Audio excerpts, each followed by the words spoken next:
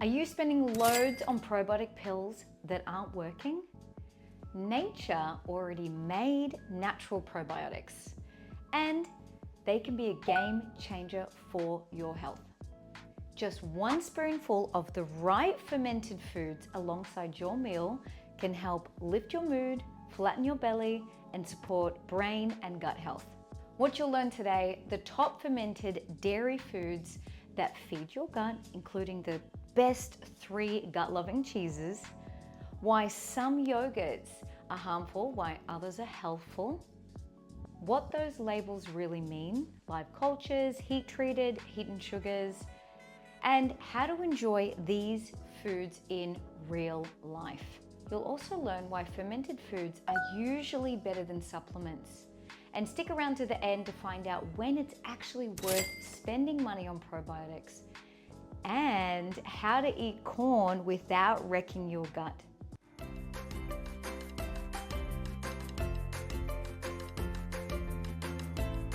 I'm Leilani, a chef, a clinical nutritionist, and I'm here to help transform your microbiome in minutes a day with the right swaps and simple gut health strategies. All right, let's talk fermented foods. Are they just another health trend? Are they worth the money? What makes them the gut health powerhouse? Well, first, they ramp up your digestive enzymes and it helps to break down fats, proteins, and carbs with ease. So that means less gas, less bloat, more post-meal energy. They also push out the bad bugs in your gut by giving your good gut bacteria the upper hand. It's kind of like crowd control for your microbiome. Eating triggers an inflammatory response, and that's normal, but it can get out of hand. Fermented foods help dial that inflammation down so you feel lighter and more energized. They also unlock key minerals your body needs, like iron, magnesium, and zinc, so you actually absorb that goodness. And here's the kicker, they support brain function by producing calming compounds like GABA, which helps with stress, focus, and sleep. So, without further ado, let me walk you through some of the best fermented foods to bring into your diet. Grab a pen and a paper, let's go.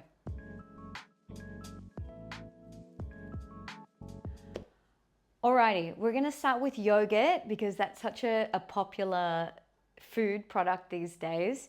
What's good, what's bad? So essentially, we're gonna look for, and I'll show you an example, a pot set yogurt because they have lactobacillus, casei in it, bulgaricus. This helps break down lactose, calm gut inflammation, and support mood because it helps produce GABA. Now this one here is an A2 protein, and what that means is the protein is a bit smaller so it's easier to digest. So if you struggle with dairy, obviously I'm not going to recommend yogurt, but you can try some different options. An A2 protein, if that's your issue, you could try that, and if you don't have a reaction, great. Now Jalna is a really good brand, but what you're looking for on the label is live cultures. So I don't know if you can see that here, live cultures. It actually mentions the culture, that's what you want. It's not just an obscure thing. Live cultures in there because once it gets heat treated, boom, they're gone, right? So the live cultures is what makes this fermented dairy actually good for you. And with dairy, and particularly like yogurt, I'm not gonna have a whole bowl of it. I'll take a spoon, put it on meat. I know that sounds weird to Westerners, but in Turkey, where I spend a lot of time, they drink ayran, which is a yogurt-based drink. It's yogurt and water, a bit of salt. They drink it with meat. And the reason they do that, it helps break down the protein of the meat and bile release. So it helps with digestion of the meal. Give it a try, throw a bit of garlic in there, mix it around, put a spoon with some heavy meal that has meat in it because it can really help. Now, otherwise, you can put it on breakfast cereals or just a spoonful in granola or chia. I've got a ton of breakfast microbiome boosting ideas on my channel. I'll put the card here or here probably so you can check it out. What not to look for. high sugar. It looks really good, and actually the brand isn't that bad, but check it out. It's passion fruit twist, and I want you to guess how much sugar you think is in this tiny little tub. It has got 6 teaspoons of sugar. Yeah, so you really want to try to avoid sugar. It's okay to put sugar in it, but put your own. You're looking for plain yogurt with live cultures, and just put a bit of honey or some jam or your own sweetener, so at least you know how much is really going in there. Studies have shown that yogurt does actually reduce belly fat. So give it a try. If it's not part of your diet, I do recommend it. And if you are lactose intolerant or casein intolerant and you've just got issues, you could try a dairy-free. This is a coconut yogurt that has live cultures as well in it. And because my son is more on that side, I tend to mix them both. Or I'll have one and then try him on this and go back and try it again, because intolerance is not an allergy. It's not the same. It basically means that you can't tolerate it right now, but you could in the future. And so that's why I keep trying it with him. All right, let's get on to number 2. Crème Fraîche. When to swap that out.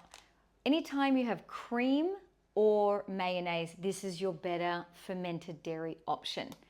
So it looks like this, and Crème Fraîche is a naturally fermented cultured cream. It's got lactococcus in it, which it makes the holy grail of substances. It's a short chain fatty acid, and it helps strengthen the stomach lining.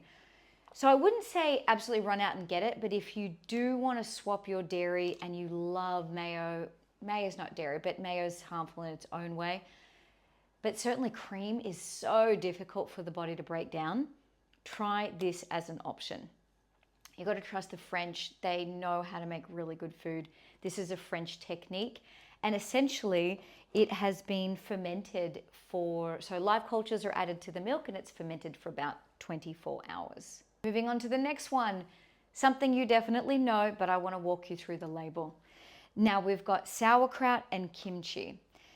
Now sauerkraut and kimchi, and here's the labels for both of them.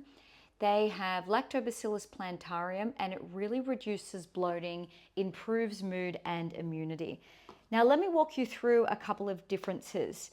This one is more of that German style. It's just cabbage. This is even better because it's purple, so it's got those anti-aging anthocyanin compounds in it. But what you really want to find and look for is the words contains live probiotics. Maybe you can see that. This is the consistency with all of the fermented foods.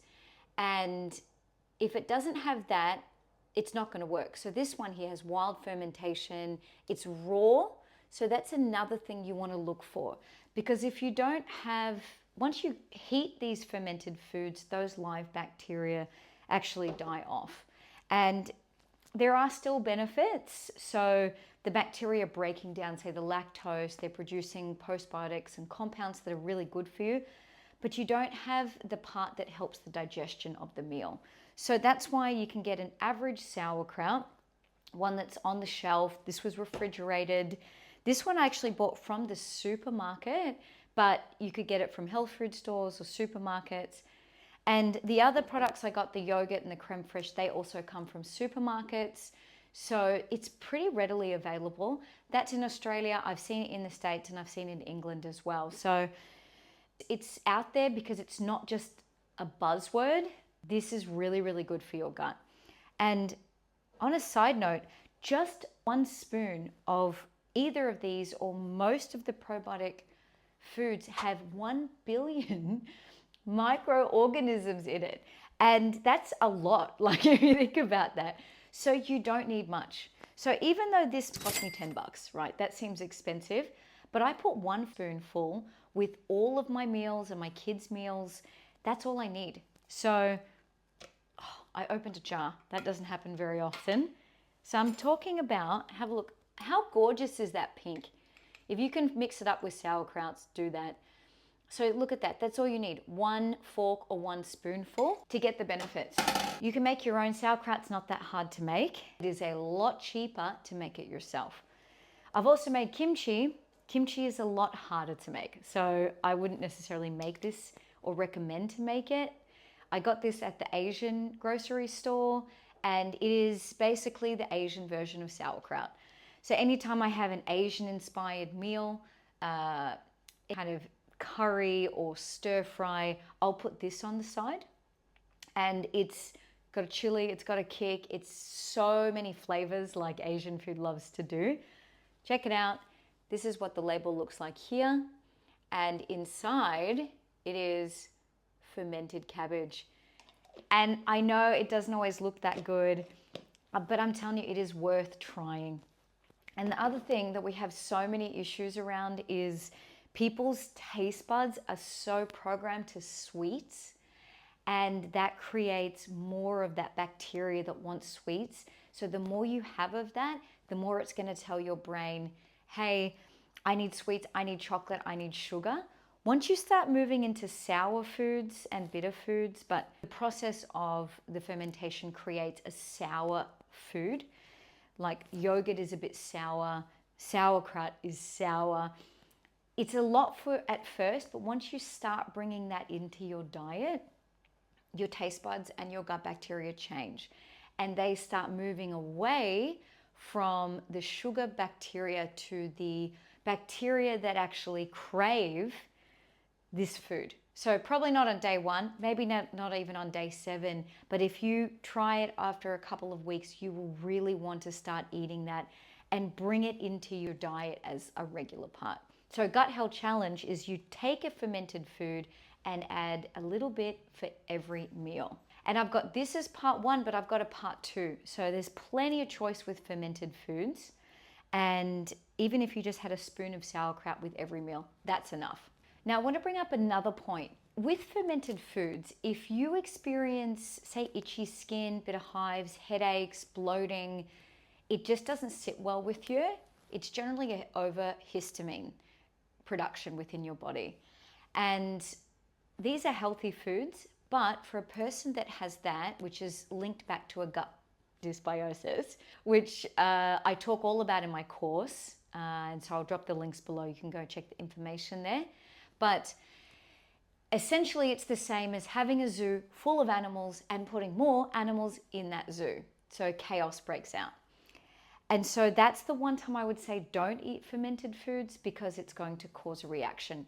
And you do have to then, there's a whole process to fix your gut. And again, I'll go into that in my course. Now we're going to go on to kombucha. And you've probably heard of kombucha. Maybe you've even tried it. I'll tell you what to look for onto the label. With kombucha, I do say it's probably better to get it from a health food store or somewhere that cares. Our supermarkets in Australia don't have the best kind. They've got a lot of either too much sugar, and you don't want more than 4 grams per 100 mils. And in saying that, you also don't want the weird sweeteners, because the bacteria in this actually need sugar to break it down. So it's a bit strange that they make a product that, anyway, that's a side thing. So what you're looking for, again, is live bacteria. This has got raw, unpasteurized. And the importance of that is it has acetobacter, which metabolizes sugar, supports detoxification, and also mood. So if you want bang for your buck, then you need to get the real stuff. This is a fermented tea, and it's really good to swap out for soft drinks, juices and things like that, but do not have too much of this. So again, it's a fermented food. So a shot or 100 mils, you can water it down with soda. That's kind of all you really want, once, maximum twice a day. You could finish that. It can become a little bit hard on your body sometimes, depending on your histamine load as well.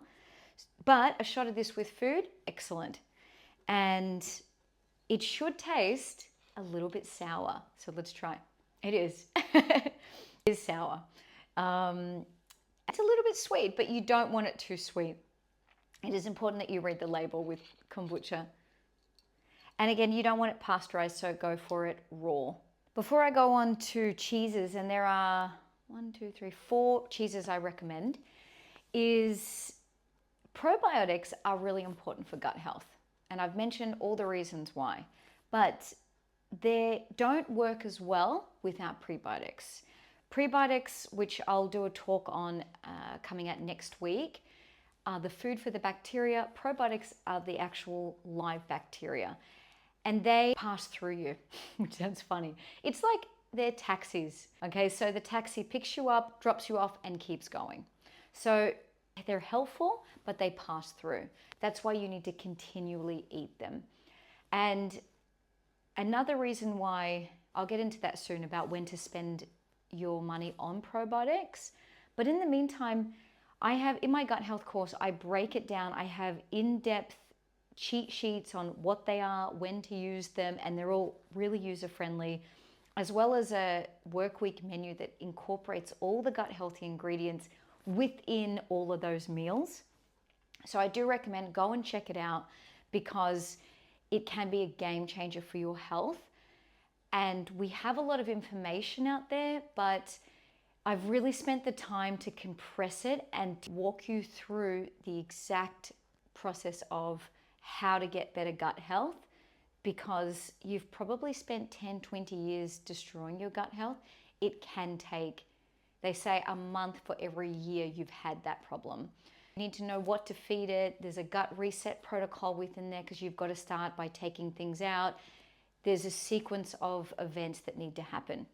So that's enough on that, but I do hear about so many poor gut health stories, and it shows up in all sorts of things, in brain, in skin, in bloating, in diarrhea, in disease, because the gut is the foundation of all over health of the body. And the probiotics are a small player in this. They are very helpful, but again, they're one of many different foods and strategies to get better gut health. So go and check that out. Now, again, before I go into the cheese, one more thing. I want to tell you a story. And this is the power of fermentation. So in the 1700s, Europeans went to Mesoamerica, to Mexico, where they eat corn all the time, right? Arepas, corn chips, tortillas, they love corn. And they took that corn and they went back to America, back to USA rather, and to Europe. And all of a sudden, these mysterious diseases started popping up. And it was causing diarrhea, skin irritation, dementia, and eventually death. And they called it pellagra, and they didn't know what it was from. And it actually came from the corn. The fact that it wasn't processed the way that the Mesoamerican traditional fermentation, where you take the corn, you put it in an alkalizing solution, which I don't recommend to do at home because I just don't think you can. But you can buy nixtamalized corn, which is the only way to eat corn now, because otherwise it causes deficiency in niacin, and that has some really detrimental effects. And corn is in so many things now, you don't even know it. So the power of fermentation. Now, let's go over to your favorite part, cheese. Now, there's a few different cheeses. If you can tolerate dairy, this is what I recommend. And here's one. This is the one I bought in Australia. Aged naturally fermented cheese has loads of Lactobacillus casei, and that helps with gut diversity. It helps with bone repair, skin repair. So it can actually be a healthful food. Now, this is aged to 12 months. Over 12 months is really low lactose because the bacteria break down the lactose, and that's a good thing. You can start on higher amounts, 36, 18, and see if you still get the reactions. Aged cheddar is one. Swiss cheese is another. Parmigiano Reggiano, the real stuff, not the crap they put in packets, but I mean the Italian stuff. Spend a bit of extra money on your cheese, trust me. There's so many problems with that cheap cheese that you don't want to hear about. And the last one is, say, a blue vein cheese. This is really, really good for you. And it has to be traditionally processed. Now, I want to know from what I've gone through today, what is the one fermented food you have in your fridge right now? Or what is the one fermented food you're going to go out and try first? So let me know in the comments. I'm so interested to know. And I want to end by telling you about when to spend your money on probiotics. So probiotics come in obviously pill form or food form. We've talked about the fermented food form, and the pill form can be really, really helpful if you have a condition. So let's say Candida, you can go to the health food store or naturopath or something like that, and they'll have usually a mix of probiotics that have been shown clinically to help with that. So I think with Candida, it was like Lactobacillus acidophilus NCFM or something like that, plus another one. And what that shows is to inhibit Candida growth. And you take it for the duration of when you've got that issue. So as I mentioned before, probiotics need prebiotics, and together they work really well. If you're just taking the pill, you're spending a lot of money on stuff that probably is just like throwing it at the wall. You know, it's not sticking. So check out my talk next week as well on lesser known fermented foods. These ones are pretty common. I hope you got a lot out of this talk. Every week I bring out new cooking classes, new hot topic talks, so ring the bell, hit subscribe. That way you'll get the notifications, and let me know if there's something you want me to turn into a gut healthy version, your favorite foods, or do a talk on. I'm here to serve you.